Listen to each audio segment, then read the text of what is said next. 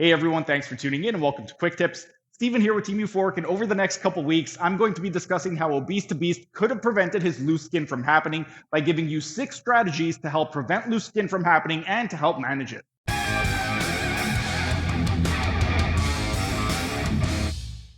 Tip number 5 for helping to manage your loose skin has to do with nutrition. This one's going to be huge.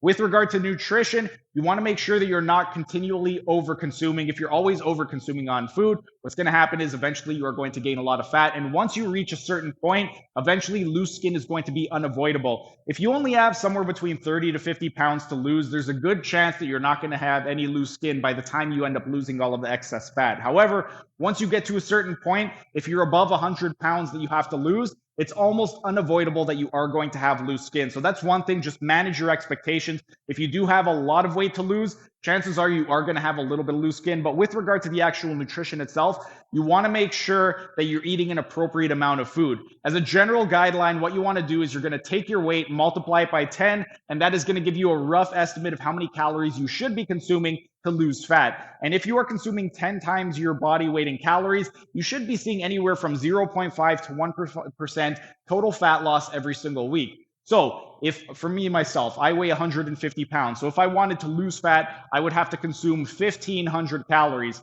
And if I'm consuming 1,500 calories at my weight, at 0.5 to 1% fat loss per week, I should be expecting to lose anywhere from 0.75 pounds to 1.5 pounds of fat every single week. So that's what you would do. If you're a 200-pound individual, you're going to be consuming 2,000 calories. Once you have a rough estimate of your total caloric needs, then you want to weigh yourself on a regular basis and make sure that you are losing between that 0.5 to 1% of your body weight every single week. If you are losing more than that, then it may be unsustainable and you may want to bump up the calories a little bit more so you're not losing weight too quickly. However, if you find that you're losing more than 1% and it's very, very manageable, it's easy for you to stick to, keep doing what you're doing until you find that it's becoming a little bit more difficult. And then if you're not losing at least 0.5% of your total body weight in fat every single week, then you would want to decrease the calories more.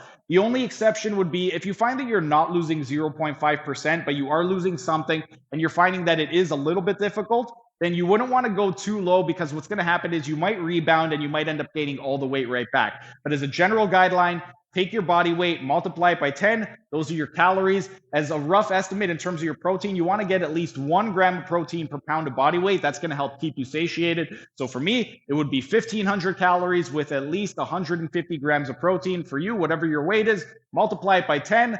And then that many grams of protein, that's what you should be consuming. So if you're a 200-pound individual, aim for 2,000 calories with 200 grams of protein, and that should help with your loose skin.